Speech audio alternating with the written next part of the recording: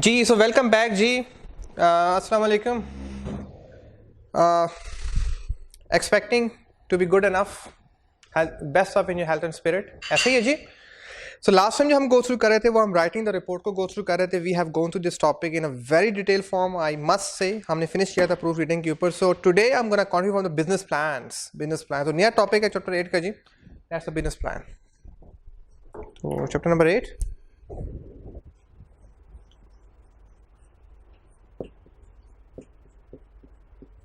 chapter number 8, and that is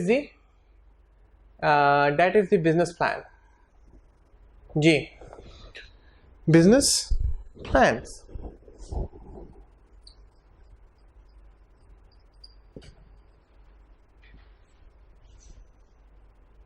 business plans जी, business plans। Let me go through first from the book. तो इसको इंशाल्लाह detail में discuss करते हैं जी। हमें इसमें दो चीज़ें पढ़नी है, basic structure of business plan. अब रिपोर्ट जो बनती है वो बिजनेस की बनती है ना, तो हम अब वो पढ़ेंगे कि आपने इसको प्लान कैसे करना है, प्लानिंग वाला पार्ट कैसे परफॉर्म किया जाएगा। इसमें हमने ये गो थ्रू कर in detail components of a business plan go through करेंगे। Don't worry, I am gonna be with you, ठीक है, don't be hurry. So basic structure of business plan क्या होता है, शुरू में आपको समझ लगे हम पढ़ क्या रहे हैं, but you will come to know after a while. Basic structure of business plan में सारा इसको गो थ्रू करेंगे। सबसे पहले हम ये जो सारे पॉइंट ऊपर गिवन है 4.1 में, ठीक है। Business plan like a typical business plan will adopt the following layout. सबसे पहले हम ये डिस्कस करेंगे टाइटल पेज को। जो आपके बुक का जो टाइटल पेज है, जो पहला पेज है आपकी बुक का, वो देखो पहला, जिसपे बिजनेस कम्युनिकेशन लिखे। मेरे पास तो कॉपीड वर्जन है, तो मेरे पास you know, so you can go through that first page, title page, ठीक है। सो तो इसको डिटेल में डिस्कस करेंगे कि टाइटल पेज कैसे बनाना होता है, फिर टेबल ऑफ कंटेंट कैसे बनाना होता है, ठीक है, फिर इंट्रोडक्शन कैसे लिखना होता है, एग्जेक्टिव समरी कैसे लिखनी होती है, बॉडी ऑफ रिपोर्ट कैसे लिखनी होती है, फिर बॉडी ऑफ रिपोर्ट में भी सारी चीज़ें इंक्लूडेड है, वो डिटेल में डिस्कस करेंगे। फिर कोई रिकमेंडेशन अपेंडिक्स कैसे लिखना होता है, तो इसको हम डिटेल में इंशाल्लाह डिस्कस करेंगे। सो डिटेल में late me go through 4.1 let me go through basic structure of a business plan।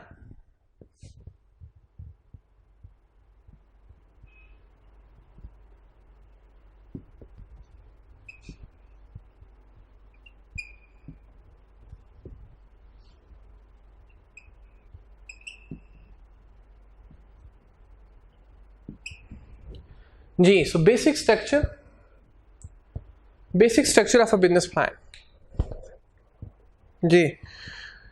उसके बाद जी 4.1 है, और 4.2 में फिर हम डिटेल में पढ़ने वाले हैं सेम इन डिटेल में ये सारे पॉइंट हम गो थ्रू करने वाले हैं, ठीक है जी। अभी जो सबसे पहला पॉइंट है in detail components of a business plan. So let me write, बल्कि मैं लिख ही दूं, in detail components of a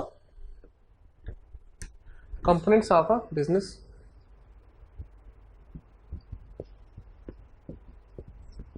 components of a business plan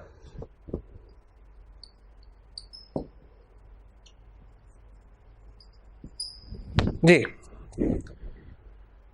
okay जी, in detail components of business plan जी। the first one is the title page। ये पहला क्या है जी,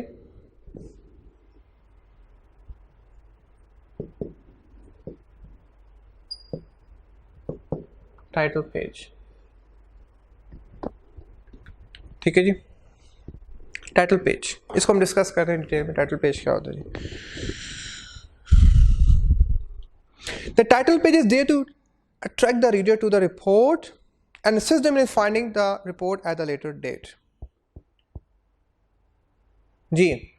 टाइटल जो है ना वो बड़ा एक अट्रैक्टिव होता है, अट्रैक्ट करता है आपको। जो अब देखो आपकी जो चारों बुक्स हैं, चारों बुक्स का टाइटल चेक करो, अट्रैक्टिव है कि नहीं है, मोनोग्राम अट्रैक्टिव है कि नहीं, बैकग्राउंड अट्रैक्टिव है कि नहीं, कलर अट्रैक्टिव है कि नहीं। तो जो कवर पेज, जो टाइटल पेज या कवर पेज को बोलते हैं, हमें कवर पेज पीछे गो थ्रू कर चुके हैं, कवर पेज भी बोलते हैं।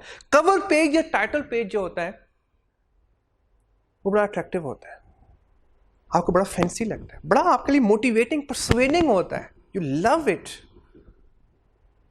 तो ये कहना चाह रहा है, और ये फिर आपको हेल्प आउट करता है इन द लेटर स्टेज कि कौन सी बुक कहाँ पढ़ी। कवर पेज से आप आइडेंटिफाई करते हैं चीज़ों को, डेफिनेटली जी। अब आपके पास 4 बुक्स हैं, होती हैं all the time of AFC, तो आप इंग्लिश की बुक को पढ़िए, बिखरी पड़ी होती है घर में बुक्स, पता ही है, जो आप डिसिप्लिन इतने हम है नहीं। अच्छा वो इंग्लिश की बुक पढ़ी, अच्छा यार BC की बुक वो शायद उधर शेल्फ में पड़ी है, किम की बुक वो कहीं बेड के आगे पीछे पड़ी होगी, यू नो। सो ये हम जो आइडेंटिफिकेशन करते हैं ये किसके थ्रू करते हैं? टाइटल पेज के थ्रू करते हैं। Title page and cover page both are the same things. You would typically include, अब टाइटल में चीजें याद रखना, कितनी चीजें ऐड होती हैं। नंबर 1 टाइटल, बिजनेस कम्युनिकेशन लिखा होगा बड़ा सा ऊपर, और नीचे टाइटल बिजनेस कम्युनिकेशन, नीचे सब टाइटल भी कुछ लिखा होगा, और देखो क्या लिखा हुआ है, ठीक है जी। So let me go through, बिल्कुल लिखा हुआ मेरे पास भी है, बिल्कुल मेरे पास भी है जी। तो सबसे ऊपर है जी, देखो जी टाइटल लिखा हुआ है बिजनेस कम्युनिकेशन, नीचे सब टाइटल है स्टडी टेक्स्ट, ये स्टडी टेक्स्ट है, कोर्स की जो बुक होती है दैट कॉल्ड स्टडी टेक्स्ट, ठीक है जी। सो टाइटल एंड एनी सब टाइटल दोनों यहां पे एडेड है। This should distinguish the report, ये डिस्टिंग्विश करेगा, आपको डिफरेंशिएट करेगा कौन सी रिपोर्ट कहां पे प्लेस्ड है, and ensure it is easily identifiable from others. Easily you can identify from others. ठीक है जी। Author, second is author ji, internal reports only ji, sorry ji, authors internal reports only। अब ये जो आपकी book है ये internal external है, ये एक्सटर्नल बुक है कस्टमर्स के लिए, ठीक है, मतलब स्टूडेंट्स के लिए। अच्छा इंटरनल जो बुक होती है उसमें लिखना होता है कि ये बुक, ये रिपोर्ट किसने लिखी है, लेकिन एक्सटर्नल में किसने लिखी है इंपॉर्टेंट नहीं है, सिर्फ कंपनी का नाम मेंशन करो, एमिली वुल्फ यहां पे नाम लिखा हुआ है किसने रिपोर्ट लिखी है। आगे देखो आपको यहां पे ऑथर का नाम नहीं होगा, लेकिन नेक्स्ट पेज पर आ जाओ तो आपको मिलेगा जी, सेकंड, मेरे पास जो second revise edition publish by Emily Wolf, Emily Wolf international लिखी है, ऑथर का नाम आ गया, लेकिन ऑथर का नाम कंपनी का सिर्फ आया, ऑथर का नाम ऐसा नहीं। आपको पूरी बुक में किसने बुक लिखी है उसका नाम मेंशन नहीं होगा, क्योंकि किसने बुक लिखी है वो इंपॉर्टेंट नहीं है, कंपनी इंपॉर्टेंट है। ये रिपोर्ट जनाब KPMG से आई है, ये रिपोर्ट EY से आई है, ये रिपोर्ट जो ना स्टेट बैंक की है, ये रिपोर्ट गवर्नमेंट की है, बस किसने लिखी है दैट इज नॉट कंसर्न, क्योंकि बिजनेस कम्युनिकेशन में कंपनी इंपॉर्टेंट है, बंदा इंपॉर्टेंट नहीं है। आपको राइस से मैसेज आता है या राइस से मैसेज आया, किसने किया आपको खुद नहीं पता हो किसने। ICAP से मैसेजेस आएंगे, आपको योर डैम कंसर्न किसने मैसेज किया, जस्ट कंसर्न अरे ICAP से मैसेज आया, क्लियर जी। सो ये कहना चाह रहा है जो बंदे का नाम होगा सब इंटरनल रिपोर्ट में होगा, जो आपस में कम्युनिकेशन होगी, पता हो कि यार हम में से किसने रिपोर्ट बनाई है, इंटरनली पता होगा, एक्सटर्नली बताने की जरूरत नहीं है। तो आगे कहना चाह रहा है your organisation name external report, अगर एक्सटर्नल रिपोर्ट है, आपकी बुक क्या है, इंटरनल एक्सटर्नल है, आपकी बुक एक एक्सटर्नल रिपोर्ट है, तो यहां पे सिर्फ ऑर्गेनाइजेशन का नाम इंपॉर्टेंट है, ICAP का नाम इंपॉर्टेंट है, एमिली वुल्फ का नाम इंपॉर्टेंट है, किस बंदे ने बुक लिखी है वो बिल्कुल भी इंपॉर्टेंट नहीं। नेक्स्ट है जी your reference numbers, any reference number, हाँ इस बुक का रेफरेंस नंबर है, बिल्कुल है जी, इस बुक का रेफरेंस नंबर क्या जी, लेट मी गो थ्रू। इस बुक का जो रेफरेंस नंबर है that is AFC 02, second course है आपके CA का, ठीक हो गया जी। उसके बाद जी डिग्री ऑफ कॉन्फिडेंशियल, हर जो रिपोर्ट बनती है उसमें बड़ी मेहनत होती है। अब ये जो बुक बनाई गई है ये एमिली वुल्फ ने बनाई है, सब चार्टर्ड अकाउंटेंट्स के लिए बनाई है, इस पे लिखा होगा this is only internet for chartered accountant students, if any other degree holder wants to get this book they have to get permission from us. इस वजह से अगर ये बुक आप BCom में पढ़ा सकते हैं, MBA में पढ़ा सकते हैं, ओके हम ACA में पढ़ा सकते हैं, कोई फिक्स तो नहीं है CA में पढ़ानी, क्योंकि बिजनेस कम्युनिकेशन हर जगह हो रही है, लेकिन अब CA institute of chartered accountant ने इस बुक के लिए पे किया है, तो they have the copyright edition. If someone else want to have this book they have to get permission from ICAP और फ्रॉम एमिली वुल्फ। तो this is called the degree of confidence and the last date कब ये issue हुई, आपके पास इस पे revise version आते रहते हैं जी, तो वो सारा मेंशन होगा जी। ये बुक फर्स्ट टाइम कब आई जी, मेरे पास जो 2015 रिवाइज्ड है, ये रिवाइज ही चली जा रही है अभी तक, उसमें कुछ डिफरेंस नहीं। हम अनफॉर्चुनेटली हम रिवाइज्ड होता है कि अगर कोई अपडेटेड चीज़ आ गई उसको अपडेट करें, लेकिन हम इतने काबिल नहीं है, इतने जोगे नहीं है कि हम चीज़ों को जल्दी अपडेट। हमारा तो गाड़ी आती है मेहरान और 30 साल गुजार जाती है, हमारे तो ये हालात है। ठीक है जी। I was in Turkey last time, तो वहाँ में मेरे एक प्रोफेसर थे जो हार्वर्ड यूनिवर्सिटी के प्रोफेसर थे। I give his example. तो I had taken several lectures from him, okay, advance capital budgeting और जो अकाउंटिंग से रिलेटेड है, फाइनेंस रिलेटेड है। अच्छा, मज़े की बात है कि I spend like 2-3 years with him. तो उन्होंने जो 6 महीने पहले पढ़ाया था, 6 महीने का वही पढ़ा रहे हैं नेक्स्ट बैच को, तो बिल्कुल कंटेंट इज चेंज। तो 6 महीने में इतना कुछ चेंज हो गया है, तो why you don't change the text. ये हमारे कल्चर का डायलेमा है जी, कि हम चीज़ों को अपडेट करना पसंद ही नहीं करते जब तक मजबूरी ना हो। अभी आपकी बुक शायद अपडेट हो जाएगी आफ्टर अ वाइल। ठीक है जी। Oh sorry. सो जी, यहाँ तक ओके हो गया जी। द नेक्स्ट इज जी, you might also include some kind of unobtrusive artwork such as logos, your organization and client, plus simple graphic that relates to the report subject.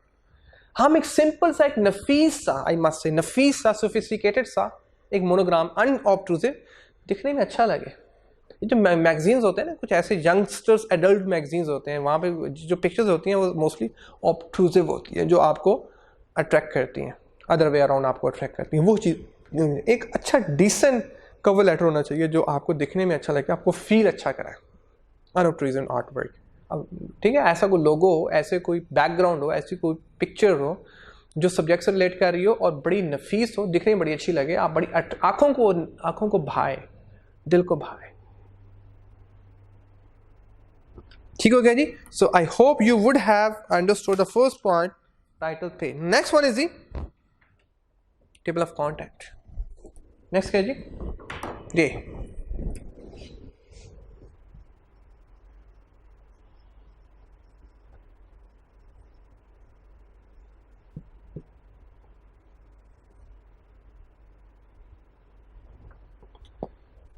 Ji, the first is title and next one table of contents. Table of content.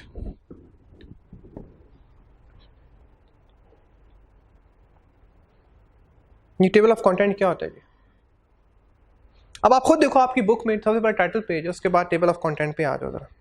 Table of content. अब table of content में जो अच्छे table of content होते हैं उसमें बड़ी detail में हर चीज मेंशन होती है कि कौन सा टॉपिक कौन से पेज में फॉल कर रहा है और उसकी सब हेडिंग कौन से पेज पे फॉल कर रही है, मतलब पूरी डिटेल गिवन होती है। मतलब एक एक सम टाइम कुछ इतने अच्छे टेबल ऑफ कंटेंट होते हैं कि हेडिंग्स को भी, सब हेडिंग्स को भी वो मेंशन किया होता है। जैसे आपकी बुक में भी वाकई इस तरह से, अगर आप देखें तो syllabus objective and learning outcome में आपको कितना प्यारा सा एक टेबल ऑफ कंटेंट दिया हुआ है, सिलेबस रेफरेंस दिया हुआ है, चैप्टर नंबर सबसे पहले दिया हुआ है, यू नो 1, उसमें फिर चैप्टर इंट्रोडक्शन में defining business communication and you know, मतलब देखिए कितना डीपली और कितने प्यारे तरीके से टेबल ऑफ कंटेंट डिफाइन किया गया। ठीक है, जो मेन टॉपिक है वो डिस्कस किए गए हैं। तो ये होता है टेबल ऑफ कंटेंट। उसमें जी मिनिमम क्या होता है जी? A table of content is a list of all section that included in a report in the same order in which they appear plus relevant page number. अब होना ये चाहिए कि अगर आपने एक चीज मेंशन की है टेबल ऑफ कंटेंट में कि ये थर्ड टॉपिक है और पेज नंबर 60 पे फॉल कर रहा है, तो वो थर्ड टॉपिक की और पेज नंबर 60 में फॉल, ये ना हो कि वो जनाब आगे बुक में नंबर 8 टॉपिक आ रहा हो और जो फॉल कर रहा हो वो 150 पेज पे कर रहा हो। तो table of content basically the idea is a direction कि आपको कौन सी चीज कहां पे मिलेगी, मतलब उस इंफॉर्मेशन को मैनेज करके बता दिया कि इस 300 पेजेस के कौन सा टॉपिक आपको कौन से पेज पे मिलने वाला है। तो it's easy for the reader sometime for you to detect कि यार ये मैंने इंट्रापर्सनल कौन से पेज पर, इंटरपर्सनल कौन से पेज पर, 7 C's कौन से पेज से स्टार्ट हो रहे हैं, यू नो। देन उसके बाद इंट्रोडक्शन। आप देखो उसके बाद हर चैप्टर के शुरू में आपको लर्निंग आउटकम मिलेगी इंट्रोडक्शन, डिफरेंट नाम के साथ है, the thing is same, the thing is same, introduction. उसके बाद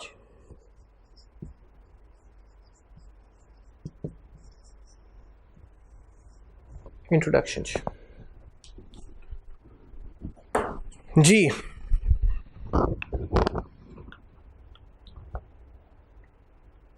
The introduction prepares the reader for the report itself by reminding them of what they already know. The introduction prepares the reader for the report itself by reminding them of what they already know. That is why the report has been written and question that the report answers. Introduction में आपको very interesting ये बताया जाए कि आप पहले कितना जानते हैं और इसमें आप क्या सीखेंगे. अगर आप ऑलरेडी वो जानते हैं तो no need to go for that topic. उसको आपने क्यों टाइम उसमें अपना लगाना है. Your time is so precious. आपका टाइम बड़ा कीमती है आपकी लाइफ में. इंट्रोडक्शन में गो थ्रू कर लो यार कि that topic relates to you, that headings relates to you. और अगर already if you know the things, move on to next topic. If you don't know, yes, then you have to move on. Then you have to go into detail for that topic. ठीक है जी. So I got the idea ji. So introduction ji. So the introduction prepare the reader for the report itself by reminding them of what they already know. Already वो जानते क्या हैं. अगर तो जानते हैं तो इंट्रोडक्शन आप उस चैप्टर को स्किप कर दो. उस रिपोर्ट के उस सेक्शन को स्किप कर दो. वो जो एक स्पेसिफाइड चैप्टर डिफाइन कर दो उसको स्किप कर दो. फिर नेक्स्ट चैप्टर में मूव कर दो. फिर नेक्स्ट चैप्टर में मूव कर दो. ठीक है जी. Next is this. The introduction should address the following. Introduction में ये पॉइंट्स आप एड्रेस कर लें. वो कौन से point. The first one is the make the subject of the report clear कि मैंने रिपोर्ट लिखी. अब यहां पे ओवरऑल बात कर रहा है कि शुरू में इंट्रोडक्शन दे दो, रिपोर्ट का इंट्रोडक्शन दे दो, मैंने रिपोर्ट लिखी क्यों है. इस रिपोर्ट को पढ़ने का आप अच्छी बुक्स गो थ्रू करो ना तो सबसे पहले आपको इंट्रोडक्शन मिलेगा. अगर वैसे आप बुक्स गो थ्रू करते हो तो आपको उस पूरे बुक का एक इंट्रोडक्शन मिलेगा कि मैंने बुक क्यों लिखी, इसके पीछे मुहर्रकात क्या थे. इसको पढ़ने के बाद आपको क्या मिलेगा. वो एक 5-6 पेजेस में ना वो पूरी बुक का एक समराइज वर्जन दे देते हैं. जो अच्छी बुक्स होती हैं उसमें चीज अच्छी जो रिपोर्ट्स होती है उसमें चीज लाजमी ऐड होती है. State the purpose of the report very clearly and briefly explain the method used to gather information. क्योंकि आपने ये बताना है कि आपने इंफॉर्मेशन जो हासिल की है वो आपने कहां से हासिल की है, क्योंकि आप उसी इंफॉर्मेशन को गो थ्रू करना चाहते हो जिंदगी में कि जो प्रॉपर फैक्ट्स और फिगर के थ्रू आ रही है, प्रॉपर रेफरेंसेस के थ्रू आ रही है, प्रॉपर एविडेंसेस के थ्रू आ रही है. आपको पता है कि ये इंफॉर्मेशन कहां से. अगर उसमें अब एक पर्सन है जो पीएचडी होल्डर है, एक पर्सन है बड़ा पढ़ा लिखा है और एक पर्सन है जो इतना पढ़ा लिखा नहीं है. दोनों की बुक्स आपके सामने आ गई हैं और दोनों जो है ना वो टेक्निकल बुक्स हैं. आप किसी बुक को ज़्यादा लाइक करोगे. डेफिनेटली जो पीएचडी होल्डर है, जो ज़्यादा पढ़ा लिखा है, आपको पता होगा कि यार इसके पास इंफॉर्मेशन, इसने जो इंफॉर्मेशन हासिल की होगी बड़ी मेहनत से हासिल, को पता है रिसर्च कैसे करनी है, इसको पता है कि इंफॉर्मेशन कैसे एक्वायर करनी है. लेकिन जो एक पढ़ा लिखा नहीं है उसे कट पेस्ट करना है, कहीं से कॉपी पेस्ट करना है. यू नो बड़ा इजी सा ऑप्शन है नेट से copy paste copy paste copy paste बड़ा होता है जी. ठीक है जी. So that's introduction. I hope you understood जी. तो रिपोर्ट बनाने से पहले बताना कि रिपोर्ट किस पर्पस के लिए बनी है और आपको उस रिपोर्ट के पढ़ने के बाद मिलेगा क्या. दैट इज वेरी इंपॉर्टेंट क्योंकि रिपोर्ट बड़ी लेंथी होती है. तो उनका पहले एक माइंड सा बना दो कि बड़ी, अगर वो ऑलरेडी जानते हैं, no need to go for that report. You don't have so much time to go for that report. And if you know already the things, but most likely you don't know the things, then you have to. Introduction आपको आपका mind is the right frame of mind. आपका mind clear करेगा introduction कि यार मैंने report क्यों पढ़नी है, मैंने बुक क्यों पढ़नी है. नेक्स्ट इज एग्जेक्टिव समरी जी. तो लास्ट इसके बाद ही एग्जेक्टिव समरी.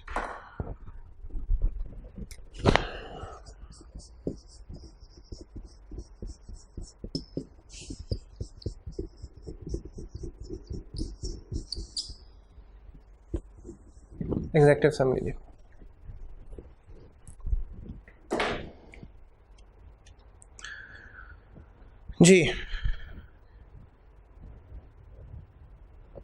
जी एग्जेक्टिव समरी क्या होती है जी.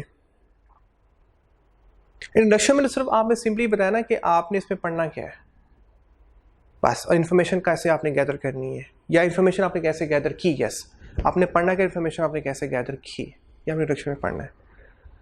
अब एग्जेक्टिव समरी में आपका क्या चैलेंज था, इंफॉर्मेशन आपने कैसे गैदर की और फिर उस पर आपका नतीजा क्या निकला, और आप रिकमेंड क्या कर रहे हैं, वो सारा एग्जेक्टिव समरी मेंशन होगा। और एग्जेक्टिव समरी जो प्रोफेशनल रिपोर्ट्स होती हैं वो इंट्रोडक्शन के बाद ही मेंशन कर देते हैं, लेकिन आपकी बुक में चैप्टर के एंड पे मेंशन, क्योंकि अभी आप इतने काबिल नहीं हुए, अभी आपके पास इतना नॉलेज नहीं है कि आप इसको पहले अंडरस्टैंड कर सको। तो आप देखो हर चैप्टर के एंड पे ये चीज गिवन है, ठीक है जी। सो एग्जेक्टिव समरी में एग्जेक्टिव का मतलब यह है कि जो टॉप मैनेजमेंट के लिए चीज होती है, डायरेक्टर्स के लिए, सीईओ के लिए चीज होती है, executive summary. So the benefit of including an executive summary is that for senior people with little time, क्या जी, senior people with little time, it is a one section that they will read. उनके पास इतना ही time है, जो top management है, जो बहुत busy लोग हैं, उनको इतना ही टाइम है कि वो सिर्फ एग्जेक्टिव समरी को पढ़ के, क्योंकि उनका माइंड इतना शार्प होता है, इतना इंटेलेक्चुअल होता है कि वो सिर्फ एग्जेक्टिव समरी पढ़ के अंडरस्टैंड कर लेते हैं कि इसमें बात क्या की जा रही है, क्या कहना चाह रहा है बात। अब जिस तरह से अब आप भी एग्जेक्टिव हो गए, किन बच्चों के लिए, 5th क्लास के बच्चों के लिए हो गए ना एग्जेक्टिव आप। अब 5th क्लास की आप एक जो छोटी सी किताब पूरा साल लगा के आपने सीखी थी, लर्निंग की थी आप, अगर आप दोबारा गो थ्रू करो तो आप I think with in 5 to 10 minutes पूरी बुक ऐसे एग्जेक्टिव समरी में आप अंडरस्टैंड कर लोगे कि बुक कहना क्या चाह रही है। Just take your example, this is called executive, कि आप माशाल्लाह आप इतना प्रोग्रेस कर जाते हो जिंदगी में, आप इतना आगे अपनी जिंदगी में एक्सेल कर जाते हो कि वो चीजें फिर आपको माइन्यूट लगती हैं, इंफॉर्मेशन आपको माइन्यूट लगती है, क्योंकि आप माशाल्लाह जो स्टेप से गो, जैसे जब आप कैफ के बाद आर्टिकलशिप में जाओगे तो आपको एफसी माइन्यूट सी लगेगी, बोलोगे यार ये बीसी, ये इंग्लिश, ये क्यों मसला ही कोई नहीं है, आईटी ये तो मसला ही कोई नहीं है, ये तो ऐसे होगी, लेकिन अभी आपको मुसीबत पड़ी हुई है। तो जिस टाइम पे आप वो काम कर रहे हो तो वो आपको बड़ी, उस टाइम पे आपके वो काम बड़ा प्रॉब्लमैटिक होता है, बड़ी आपको बसूरी पड़ी होती है, यार ये काम बड़ा टफ है यार, लेकिन just give yourself a time, महीना दो, 2 महीने दो, 1 साल दो, देखो वो इन्फॉर्मेशन कितनी आपके लिए आसान हो जाएगी। मैट्रिक कर रहे थे तो इन्फॉर्मेशन बहुत टफ थी, आप जरा बुक उठा के देखो यार ये इतनी आसान अंग्रेजी इसमें लिखी हुई थी, मैं इतना उस वक्त घबराया हुआ था, ठीक है जी। सो ये कहना चाह रहा है जी, सो देयरफॉर अ ससिंक्ट, मुख्तसर सी, ससिंक्ट होता है मुख्तसर बात, क्लियरली मुख्तसर बात, succinct, clear and well written executive summary should always reach the reader. हमेशा उसके जो क्वालिटीज होनी चाहिए अच्छी रिपोर्ट की, अच्छी एग्जेक्टिव समरी की, वो ससिंक्ट हो, मतलब मुख्तसर होती है ना, ससिंक्ट ब्रीफली डिस्कस होती है, डिटेल में नहीं होती, डिटेल में जो वो बॉडी वो डिस्कस होती है, समरी हमेशा ब्रीफली होती है, ससिंक्ट मैनर में होती है और कंसाइज वे में होती है, ठीक है जी। अब इसका क्वेश्चन क्या है जी, the executive summary should include what the report is about, report क्या है ये, व्हाट, वो 5W एक्सप्लेन कर दो, शॉर्टली से एक्सप्लेन कर दो, आपकी executive summary complete. What the problems are, report कौन सी बनाई, monthly report, weekly report, customer report, disciplinary report, operation report, marketing report, chairman report, आगे हम पढ़ेंगे सारी, सेल्स रिपोर्ट में प्रॉब्लम क्या था वो डिस्कस किया, इश्यू क्या था वो उसको डिस्कस किया, the conclusion you arrived at, उस प्रॉब्लम पे आपका नतीजा क्या निकला। अब उसमें जो प्रोसेस है वो डिस्कस ही ना करो, प्रोसेस एग्जेक्टिव्स को नहीं चाहिए, क्योंकि वो उस प्रोसेस गो थ्रू करके इतना एक्सपर्ट हो चुके हैं कि उनको पता है कि इस पे प्रोसेस कौन सा अप्लाई हुआ उस इंफॉर्मेशन को हासिल करने में। तो इंट्रोडक्शन मतलब उसको क्या रिपोर्ट है, उसके बाद प्रॉब्लम क्या है, चैलेंज क्या है, उसमें नतीजा क्या निकला आपका, एंड व्हाट यू रिकमेंड, और अल्टीमेटली आप उस नतीजे की बेस पे आप रिकमेंड क्या कर रहे हो, that is very important, very very important. The skill in writing an executive summary is to give the overall picture without including too much detail. Too much detail is absolutely not required at this stage. Too much detail body के अंदर आ गया है। One useful byproduct of writing the executive summary is that by going through the writing process, one useful byproduct of writing the executive summary is that by going through the writing process, you will be able to check that the report itself is logical. जब आप executive summary लिखते हैं तो आप शुरू से and तक report पहले गो थ्रू करते हैं ना, देखिए उसके बाद ही समरी, बताया था ना कल आपको कि समरी हमेशा लास्ट में आती है, लिखने में लास्ट, आप जो समरी लिखनी है वो लास्ट में लिखनी है। अब मैं आपको लेक्चर दे रहा हूँ तो लास्ट में आपको समराइज करूंगा ना कि आज मैंने क्या पढ़ाया या हमने क्या पढ़ा, तो ये समरी इटसेल्फ आपको बताती है कि आज हमने इस रिपोर्ट में मैंने क्या वो लॉजिक आपको पता चल जाता है कि रिपोर्ट में कोई मिस्टेक तो नहीं, क्योंकि रिपोर्ट इतनी लेंथी होती है कि आप जब पूरी रिपोर्ट एक व्यू में गो थ्रू करते हो तो आपको लग पता जाता है कि आपकी रिपोर्ट में कोई फ्लॉ तो नहीं रह गया, कोई मिस्टेक तो नहीं रह गई, या आप किसी पॉइंट से डिविएट तो नहीं कर गए, आप कोई और बात तो नहीं शुरू कर दी आपने बीच में। Executive summary basically is a counter checking mechanism कि जहां पे आप रिपोर्ट के फ्लो को चेक करते हो, रिपोर्ट के इंट्रोडक्शन को, फिर उसकी इंफॉर्मेशन गैदरिंग को, और फिर कंक्लूजन को चेक करो, तीनों चीजें मैच। ये तो नहीं है कि इंट्रोडक्शन कुछ और था और समरी कुछ और आ गया, मतलब बात आपने शुरू की थी बिजनेस कम्युनिकेशन में जो खत्म हो रही है वो क्यूएम पे हो रही है, ऐसा तो नहीं है कहीं। तो ये उसके फ्लो को चेक करने के लिए, उसका वो किस पैटर्न पे इंफॉर्मेशन आ रही है उसको गो थ्रू करने के लिए we try to make a good executive summary. I hope you understood till here जी। ठीक, यहां तो ओके हो गया जी। So the next is body of, अब दिस इज इंपॉर्टेंट पॉइंट, अब this is very very technical, very important point for, इसको आपने अंडरस्टैंड करना है जी। Body of the report, next is the body of the report. यहां पे mention करूं या यहां पे लिख दूं, चलो जी मैं यहां से मूव कर रहा हूं जी इस साइड पे, ठीक है जी, आप लोगों के लिए। Body of the report, very very very important जी। जी अब बॉडी ऑफ रिपोर्ट आपने कैसे बनानी है, अब आपने मेन बॉडी जो लिखनी है वो कैसे लिखनी है। टाइटल पेज कवर हो गया, टेबल ऑफ कंटेंट कवर हो गया ना, इंट्रोडक्शन कवर हो गया, तीसरा पॉइंट, चौथा एग्जेक्टिव समरी कवर होगी, 4 पॉइंट। अब जो मेन जो चैप्टर लिखना है, जो मेन जो बात लिखनी है वो किस तरह लिखनी है, अब उसकी डिस्कशन होगी। And this is most technical point, क्योंकि यहाँ पे आपने सारी डाटा कलेक्शन करनी है, यहाँ पे आपकी कॉम्पिटेंसी का पता चलेगा, यहाँ पे आपके नॉलेज का, आपकी स्किल का पता चलेगा, how much you are good enough in writing a report. बाकी सारी फॉर्मेलिटीज थी वो तो एक मतलब they are not the part, they are part of a report but they are not the real information। real information यहाँ पे fall करेगी, आपकी असल मेहनत यहाँ पे होनी है, हार्ड वर्क आपने यहाँ पे अपना शो ऑफ करना है। So the body of a report should be split into section with logical headings and sub। सबसे पहले देखिए बॉडी आप बना रहे हैं, चैप्टर्स आपके बने हुए, हेडिंग, सब हेडिंग एंड देन सब हेडिंग, बुलेट पॉइंट्स, पैराग्राफ्स। अब बुक अपने सामने रख लो। These will likely reflect the grouping and by subgrouping, by creating these will likely reflect the grouping and then subgroupings। Group different groups बने हुए हैं, जिस तरह से अब ये ग्रुप कौन सा है जी, इस चैप्टर में ये 4th ग्रुप है, चैप्टर 8 में ये 4 business plan, it's a 4th group. कौन सा ग्रुप है जी, क्या बोला जी मैंने, इट्स अ 4th ग्रुप जी। So these will likely reflect the grouping and subgrouping you created during the, these will likely reflect the grouping and subgroupings you created during the planning and structuring। ठीक है, आप planning में आप grouping करते हो ना कि ये इन्फॉर्मेशन कौन से ग्रुप में फॉल करेगी, हर चैप्टर में ग्रुपिंग हुई हुई है जी। अब इस चैप्टर में जो ग्रुपिंग हुई हुई है वो 5 ग्रुपिंग्स, 5 मेरे सामने आ गई हैं, 6 ग्रुपिंग्स हुई हुई हैं इस बुक में, देख लो आप 6 ग्रुपिंग्स हुई हुई हैं। और ये हम प्लान किया था कि पहला ग्रुप कौन सा होगा, दूसरा कौन सा होगा, तीसरा कौन सा होगा। स्ट्रक्चरिंग फेज में हम इसको प्लान करते हैं, हम पहले डिस्कस कर चुके हैं इसको। The headings are essentially signpost. Headings are signpost क्या होती है, आपको साइन पोस्ट, मोटरवे पे जाते हैं ना, आपको साइन पोस्ट, एरो का साइन, राइट, इधर जाए जी मुल्तान आएगा, इधर जाए जी फैसलाबाद आएगा, है ना, ये इंटरचेंज आपको इस साइड पे लेके जाएगा, ये काला शाह काकू लेके जाएगा आपको, ये शेखुपुरा का है जी।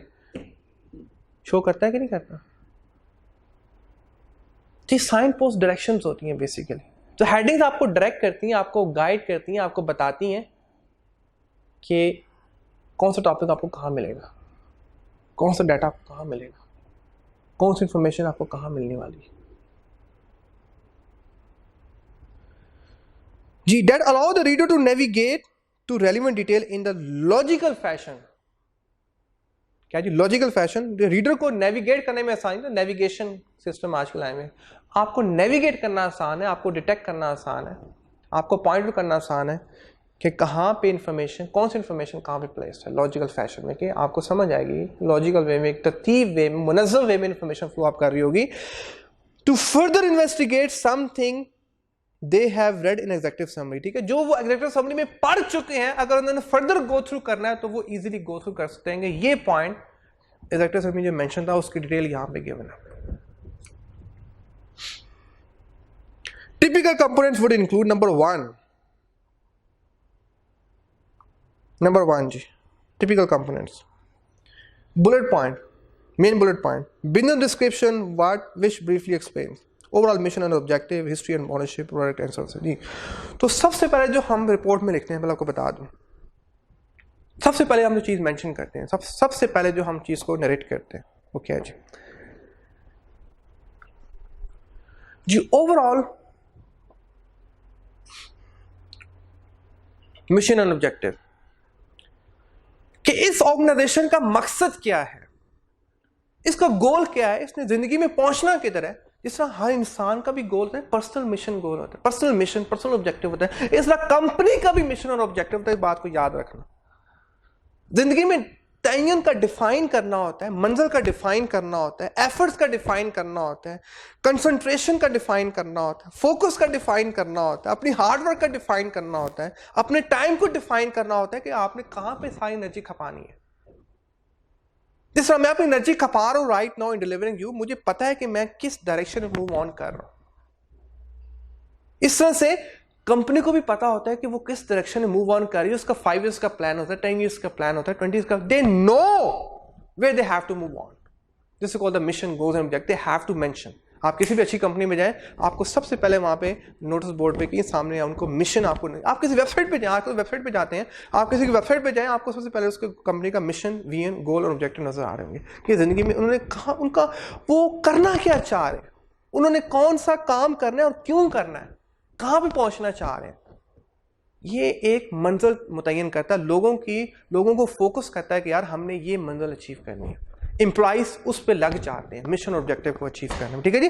तो रिपोर्ट बनाते हुए जो सबसे पहला पॉइंट है वो कौन सा फोकस करना है, mission, goals and objectives, company के प्रोडक्ट्स क्या हैं, अपनी कंपनी का सारा इंट्रोडक्शन A to Z अपनी कंपनी के बारे में बताना, what the company is all about. I hope you understood. Next is जी अब बिजनेस एनवायरनमेंट एनालिसिस। अब पॉइंट पर आ जाओ, अब किस एनवायरनमेंट में वो ऑपरेट कर रहा है, अब उसको एक्सप्लेन करना है। क्या जी, क्या बोला जी मैंने, क्योंकि हर बिजनेस एक खास एनवायरनमेंट में ऑपरेट कर रहा होता है।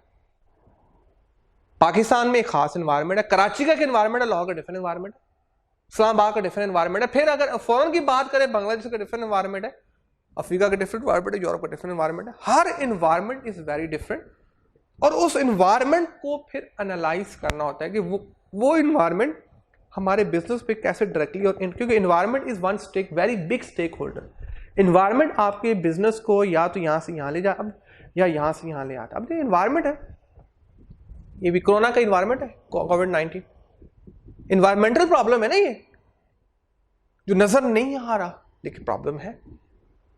इसने बिजनेसेस को कैसे तबाह करके रख दिया आपके सामने, you know it very well. So इसको लेट मी गो थ्रू जी। तो सबसे पहले क्या है जी, पेस्ट एनालिसिस, वेरी इंटरेस्टिंग जी। अब इसको मैं लेट मी फिनिश ऑल, इसको शुरू से लिखना पड़ेगा, यहीं से इसको मैं गो थ्रू करता हूँ जी, ये रिमूव कर दो जी। सो यहाँ से गो थ्रू करता हूँ जी, बॉडी ऑफ द रिपोर्ट दोबारा हेडिंग को लिखता हूँ आप लोगों के लिए, क्योंकि ये पॉइंट बड़ा इंपॉर्टेंट है and you have to know this point in a detail form.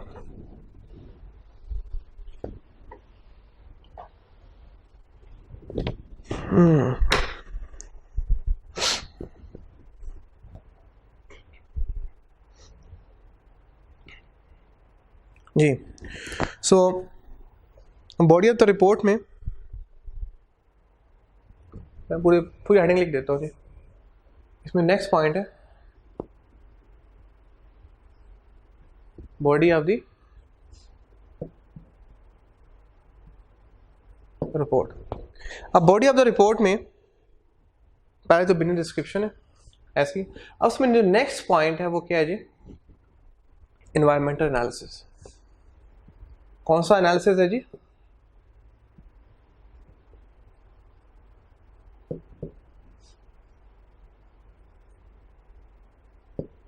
Environmental analysis.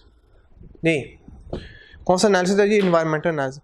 अब एनवायरमेंटल एनालिसिस में दो तरह के एनालिसिस होते हैं, एक बाहर का एनालिसिस होता है और एक अंदर का एनालिसिस होता है। आपकी अपनी जात भी है ना, एक अंदर का एनालिसिस है आपका, आपके अंदर क्या चल रहा है, अंदर क्या ख्वाहिशें हैं, अंदर क्या ड्रीम्स है। एक बाहर का एनवायरनमेंट आपको डायरेक्टली इनडायरेक्टली इंपैक्ट कर रहा है कि नहीं कर रहा? बिल्कुल कर रहा है। सर्दी, गर्मी, धूप, सब कुछ आपको इंपैक्ट करता है, ठीक है।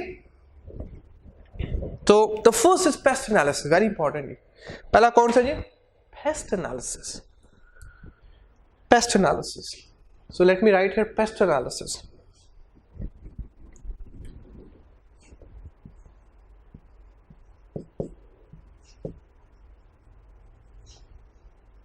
कौन सा जी? PEST analysis. Are you with me? PEST analysis. PEST stand for something, P stand for something, E stand for something, S stand for something, and T stand for something. So let me go through pest analysis and describes the P describes for the political, E describes for the economical, S describes for the social, and T describes to the technological factors that impact the business, definitely impact the business in a very great extent. For example, मिसाल के तौर पर political कैसे impact करता है जी? Example है जी, a change in environmental policy, no sorry, a change in government policy may lead to reduction in grant availability. पहले government subsidy देती थी, जिस तरह से पेट्रोल पे सब्सिडी देती थी, या जिस तरह से आई मस्ट से एक्सपोर्ट पे सब्सिडी देती थी, ठीक है जी, आटे पे सब्सिडी देती थी, ठीक है। अब वो चीज़ें ख़त्म होती जा रही है, अब चीज़ें कितनी महंगाई हो गई है।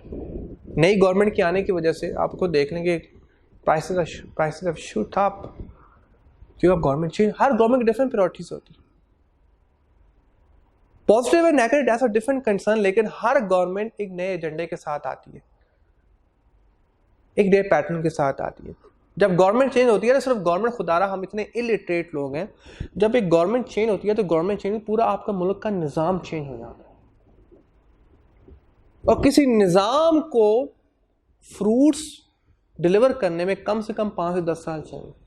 इसलिए आप फॉरेन कंट्रीज में देखें, तुर्की आपके सामने डेवलप हुआ है, और दुमान कितने अरसे से प्राइम मिनिस्टर है। रशिया डेवलप हो रहा है, कितने अरसे से वो पुतिन जो है वो प्रेसिडेंट है वहाँ, ठीक है जी। अमेरिका देखें, हर प्रेसिडेंट पीछे देखें, दोनों जो हैं, ओबामा उसके बाद, उससे पहले बुश था, 2 टर्म्स गुजारी उन्हें। अब इंडिया की बात करें तो वो मोदी साहब दोबारा से, कटिंग द आइडिया। तो ये कहना चाह रहा है कि दुनिया को समझ लग गई है, और हमारे यहाँ तो कोई गवर्नमेंट अपना अर्थ ही कंप्लीट नहीं करती। 2 साल में जनाब, 3 साल में फारग, तो फिर नया सिस्टम लेकर आए, फिर नया सिस्टम, तबाही है, बर्बादी है, तबाही है, बर्बादी। I am saying stability is required.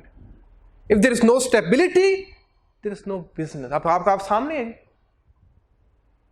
there is no stability in the economy, political economy, politically सियासी हलचल मची हुई है, समझो कि बिजनेस फ्लॉप है, business not gonna survive, risky business, risky environment है, डिफिकल्ट टू सर्वाइव पोलिटिकल जी, ठीक है जी। सो पेस्ट मुझे लिखने नहीं, सबसे पहले क्या है जी? पी, मैंने पोलिटिकल को डिस्कस कर लिया, पोलिटिकल, सॉरी जी, पोलिटिकल। पहला पॉइंट क्या है जी? पोलिटिकल।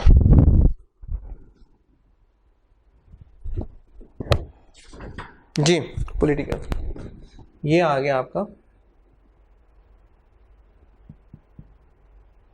पोलिटिकल।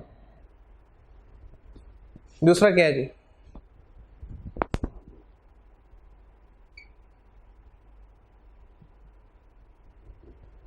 दूसरा क्या है जी? इकोनॉमिकल। आप इकोनॉमी कैसी है? डेवलप इकोनॉमी है, डेवलपिंग इकोनॉमी है, अंडर डेवलप इकोनॉमी है। हर कंट्री की डिफरेंट इकोनॉमी है। If I talk about Pakistan with China, with America, with UK, economy में फ़र्क है कि नहीं है?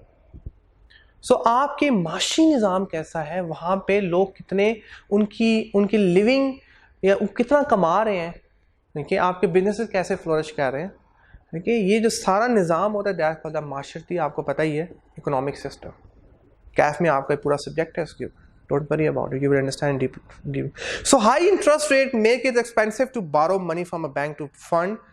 आपने नया प्रोजेक्ट लगाना था जी, फैक्ट्री बिजनेसेस जो एक्सपेंशन करते हैं, अपने पैसों पे काम करते हैं, बैंक से पैसा ले लेते हैं, जो कंपनी जो एक्सपेंशन करती है ना, अब नया प्रोजेक्ट लगाना है, सपोज नई मशीनरी मंगवानी है, नई बिल्डिंग बनानी है, तो वो अपनी इन्वेस्टमेंट कम करते हैं, बैंकों से पैसा खींचते हैं। अब स्टेट बैंक ने क्या कि इंटरेस्ट रेट बढ़ा दिया, पहले था 10%, अब बढ़ा दिया 15%, तो अब एक्सपेंशन तो नहीं हो पाएगी, फिर मुश्किल है जी, क्योंकि अब आपकी कॉस्ट बढ़ गई, बाइंग कॉस्ट बढ़ गई। अब मुझे कहना नहीं चाहिए, सूद बढ़ गया ऊपर, उर्दू में सूद बोलते हैं ना इसको, हम अंग्रेजी में आजकल इस्लामी में इसको बोलते हैं markup. That's a different phenomena, it's a good one, theory बहुत अच्छा है ये मार्कअप इस्लामिक। तो जो कन्वेंशनल है, जो हमारा जो रवायती बैंकिंग सिस्टम है, दैट इज सूद सिस्टम, वो जो सूद बढ़ जाना है, दैट्स अ प्रॉब्लम। आपको पता है ये तो बहुत टफ हो जाता है, ठीक है जी। इकोनॉमिक भी हो गया जी। The third one is the social. Social है जी, लोग, पीपल, जेनेटिकली इनहेरिटली नस्ल से कैसे लोग आ रहे हैं, नस्लों से कैसे लोग आ रहे हैं, बड़ा इंपैक्ट होता है, क्लियरली इंपैक्ट होता है जी। किस माहौल में पले पड़े हैं, बड़ा इंपैक्ट, कितने एजुकेटेड है, कितने अनएजुकेटेड है, बड़ा इंपैक्ट होता है जी। So an aging population increase the demand for pharmaceuticals and old age related health care. जिस कंट्री में ओल्ड पीपल ज्यादा होंगे, जिस कंट्री में यंगस्टर्स कम होंगे, वहां पे फार्मास्यूटिकल कंपनी ज्यादा होंगी। पूछो क्यों? अब यंग पीपल है, उनको दवाइयाँ नहीं चाहिए, they don't need supplement, they don't need as such medicines. लेकिन जो ओल्ड पीपल है, वहाँ पे आपको चीज़ें ज़्यादा चाहिए होती हैं। तो ये कहना चाह रहा है कि अगर सोशल सर्कल देख लो, सोशल उसमें कई ऐसे कंट्री, जापान है, अदर कंट्री, तो वहाँ तो खैर डिफरेंट फिनोमेना है। सो वहाँ क्योंकि इन्वायरमेंट इतना अच्छा है कि वहाँ पे बूढ़े लोग भी इतने बीमार नहीं होते। But I talk with our country के, I have seen the people they cause 50+, तो वो खाना कम खाते, दवाइयाँ ज़्यादा खाते। हे शापर भर के लेके जा रहे हैं जी, प्राउडली 10-10 हज़ार की मेडिसिन लेके जा रहे हैं। वाह। The next is technological. हाँ, उस टेक्नोलॉजिकल। तो the evolution from traditional hand held mobile phone with button to smartphone with touch sensitive screen. जी, अब लोग कितना सेंसिटिव, लोग कितना अडेप्टिव हैं टू द लेटेस्ट टेक्नोलॉजी। हम तो बड़ा अडेप्टिव, वैसे फैंटास्टिकली इसमें हम बहुत आगे हैं। I really appreciate ourselves. हम फॉरन टेक्नोलॉजी के मुताबिक अपने आप को जितनी हमें टेक्नोलॉजी मिलती है, फॉरन वी ट्राई टू अडॉप्ट। लेकिन अभी गवर्नमेंट सेक्टर की बात, अगर आप गवर्नमेंट से डील कर रहे हैं, तो वहाँ तो अभी तक जनाब वो खाते चलते हैं, रजिस्टर खाता चलता है। तो वहाँ पे तो अगर आपने बिजनेस करना है कंपनी, वो तो they will take half of time. आपकी एक ट्रांजेक्शन को पता नहीं, they will take so many days. लेकिन अगर आप किसी प्राइवेट बिजनेस के साथ आपने पार्टनरशिप करनी है, आपको चीज़ सप्लाई करनी है, तो वो फॉरन सिस्टम उनके ऑनलाइन होंगे, वो फॉरन आपको पेमेंट कर देंगे, सब कुछ ओके होएगा। ये कहना चाह रहा है, ये चारों फैक्टर्स डायरेक्टली या इनडायरेक्टली आपके बिजनेस में इंपैक्ट कर रहे होते हैं। सबसे पहला क्या है जी? पॉलिटिकल, सियासी, बड़ा खतरनाक है जी। अगर गवर्नमेंट स्टेबल नहीं है तो आपके बिजनेस का बट्टा बैठ जाना जी। उसके बाद इकोनॉमिकल, आपकी ओवरऑल इकोनॉमी कैसे है, बिजनेसेस कैसे चल रहे हैं, आप कितना डेवलप्ड हैं, कितने एडवांस्ड हैं। ठीक है। सोशल, लोगों का बिहेवियर क्या है, लोग कैसा सोचते हैं। ओके। उसके बाद जी टेक्नोलॉजिकल, वहाँ पर कितनी टेक्नोलॉजी इस्तेमाल की जा रही है। इन चीज़ों का डायरेक्टली आपके बिजनेस पे इम्पैक्ट होता है। यहाँ तक ओके हो गया जी? यहाँ तक ओके है? मुझे बताएं बेटा, ये आपकी मेन हेडिंग थी, सॉरी ये आपकी मेन हेडिंग थी, उसमें फिर ये वाली हेडिंग थी, और फिर हमने जो डिस्कस किया वो हमने पेस्ट एनालिसिस को डिस्कस किया अभी जो। हाँ देखो ओके जी, फाइन, जबरदस्त। मुझे अपनी फीडबैक देना है, ये पॉइंट आपको समझ आया कि नहीं आया। तो let move off for the next point, that is very also very important, बल्कि most of the important point in your life. ये तो आप, ये फैक्टर्स आपके कंट्रोल में नहीं है, ये फिजिकल फैक्टर्स हैं, हमने पढ़ा फिजिकल नॉइज फैक्टर। ये बिजनेस के लिए एक्सटर्नल फैक्टर्स हैं, आप कुछ नहीं कर सकते। पॉलिटिकली गवर्नमेंट जो कर दिया आप क्या कर सकते, इकोनॉमिकली आप कुछ नहीं कर, सोशली लोग जैसा बिहेव कर रहे हैं उनका लाइफस्टाइल आप कुछ नहीं कर सकते, टेक्नोलॉजिकली भी आप कुछ नहीं कर सकते। ये सारे factors out of the control है। आपको अपने बिजनेस को इनके मुताबिक चेंज करना होगा। अगर आपका बिजनेस इनके मुताबिक फ्लेक्सिबल होएगा, अगर आपका बिजनेस इनके मुताबिक चेंज होएगा, तो आपका बिजनेस विल फ्लोरिश, आपका business will turn out to be a successful entity. ठीक है, ये तो एक्सटर्नल फैक्टर्स हो गए। अब आते हैं स्वॉट एनालिसिस के ऊपर। किस पे आ रहे हैं जी हम? स्वॉट एनालिसिस जी, स्वॉट एनालिसिस। नेक्स्ट है जी स्वॉट एनालिसिस। ये देखें जी, SWOT, स्वॉट एनालिसिस, स्वॉट एनालिसिस जी। अब कंपनी के अंदर का माहौल देखना है कि कंपनी के अंदर हमारे पास, पहले मैं लेट मी गो थ्रू स्वॉट स्ट्रेंथ। हर कंपनी के पास एक खास स्ट्रेंथ होती है। राइस की क्या स्ट्रेंथ है जी? सपोज आपके क्या स्ट्रेंथ है? अभी तक आपने इनको आइडेंटिफाई की होगी इसकी स्ट्रेंथ। क्या स्ट्रेंथ है जी? सपोज इनका टेस्टिंग सिस्टम प्रॉब्ली आपको अच्छा लगा होगा, इनकी फैकल्टी जो आपको दूसरे टीचर्स हैं शायद वो आपको, खैर मैं तो इतना अच्छा नहीं हूँ, मुझे आई नो, दूसरे टीचर जो आपको बहुत अच्छे लगे होंगे, यू नो। सो स्ट्रेंथ जी। तो सबसे पहले उस कंपनी की स्ट्रेंथ क्या है और किस एरिया में स्ट्रेंथ है, उस स्ट्रेंथ को और स्ट्रेंथफुल करना होता है। उस स्ट्रेंथ की बेस पे मार्केट में एज लेना होता है, मार्केट में अपना शेयर इंक्रीज करना होता है। ठीक है जी, देखिए वो खास स्ट्रेंथ। अब जिस टॉक अबाउट टीवी की बात करूं, TCL वर्सेस सोनी। सोनी की स्ट्रेंथ क्या है? ब्रांड है। TCL की स्ट्रेंथ क्या है? उसके फीचर्स हैं। जो फीचर्स सोनी 1 लाख में दे रहा है वो आपको 60,000 में दे रहा है। ठीक है, अब उनकी स्ट्रेंथ ब्रांड है, लोग उस पर जाते हैं, फीचर्स इतने कम है, एक्सपेंसिव है, वो 40,000 नाम में ब्रांड की वजह से पे कर दिया। अब इसमें फीचर्स ज्यादा है तो आप इसमें, तो हर एक कंपनी के अपने फीचर्स होते हैं, उन फीचर्स की बेस पे वो कंपनी आगे ग्रो अप करेगी, उन फीचर्स को एनहांस करना होता है। The next point is strengths. ये अपने पे भी अप्लाई कर लो, आपके भी कुछ ना कुछ स्ट्रेंथ्स हैं कि नहीं है? You have your own strengths. अब वो जो आपकी स्ट्रेंथ्स हैं, कुछ स्ट्रेंथ होती हैं जो इनहेरिट होती हैं, पैदाइशी होती हैं, और कुछ स्ट्रेंथ्स होती हैं जो आप with the passage of time अपने आप को डेवलप करते हो, अपने आप को इंक्रीज करते हो। ठीक है जी। So strength. The next one is the weaknesses.